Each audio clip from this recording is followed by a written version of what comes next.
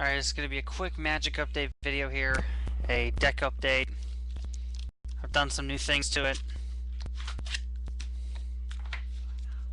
I'll save 2 back cards here for last. I've taken out some of my non-basic land. I took out 2 Bajuka Bogs because they come into the battlefield tapped, and I replaced them just with 2 regular swamps. You can see I got a Fiery Hellhound in here. You can pump the crap out of this thing. I've got 2 Reverberates in here. Here's the M11 one. I've got an M12 one in here as well. I got a bunch of these non-basic lands in here. Teetering Peaks. They're, basic non-basic lands. They come in tapped, which is the thing I hate about these cards. Here's a Chain Reaction. It deals X damage to each creature, where X is the number of creatures on the battlefield. I've used this card maybe once or twice, but I'm keeping it in here. Here's another Teetering Peaks. I still got my Kargan Dragon Lord in here. Got a Piranha Marsh in here. Got the Golgotha Phoenix. Here's my M12 Reverberate. Let me see. I gotta check Skype. There we go. Yeah, this is my M12 Reverberate. During pack matches last week, or a week before actually. Yeah, a week before. So I paid for someone's pack match, and they said to me, we agreed that I would get the pack and the rare.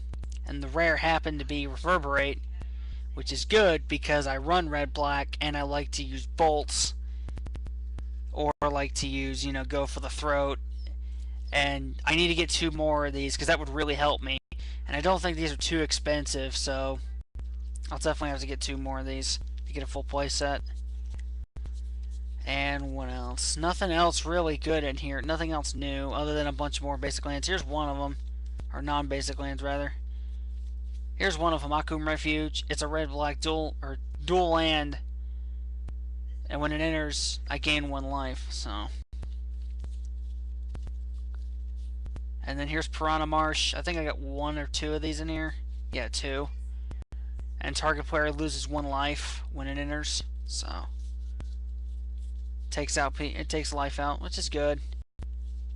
That's the only reason I've kept those in there, because they give me life and they take away life, and in the case of the Teetering Peaks, they give attack power, which is good. But here are the 2 new cards, the 2 big new cards rather. I got 1 of these Disentombs. I've got another one from my pack match a couple weeks ago. I replaced Rise from the Grave with this. This doesn't bring it back on. This doesn't bring a creature back to the battlefield, but what it does do is bring it to my hand, then I can play it again. But this right here, I pulled this in a pack yesterday, and I have a Koth.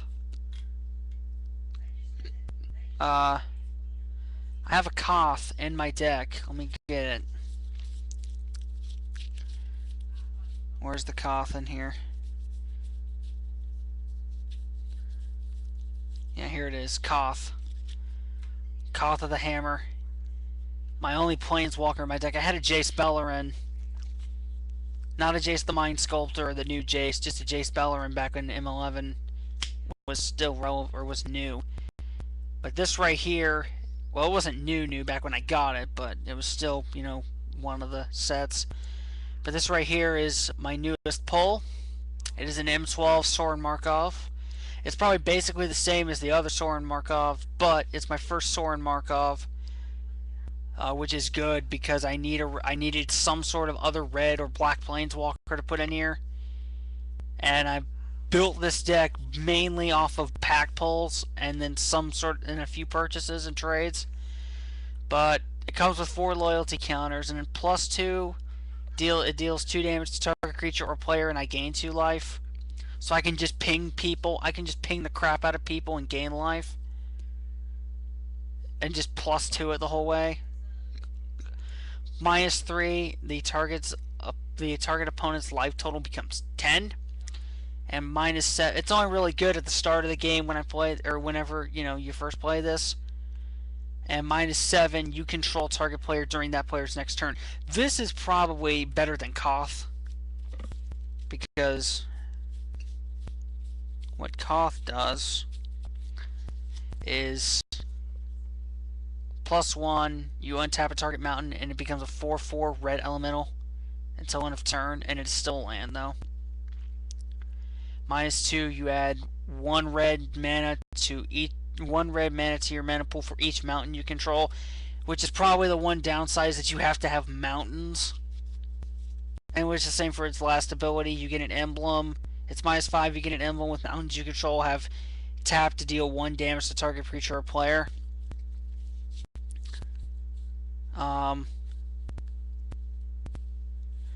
I probably do need to put more mountains in here, because like I've got a few mountains in here, but I got a bunch of non-basic lands, which is probably not good.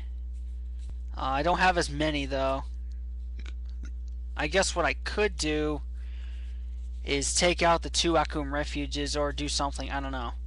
I'll figure that out. I may just keep it as it is, but that's it. Holla. I don't even know what I was doing there. Holla.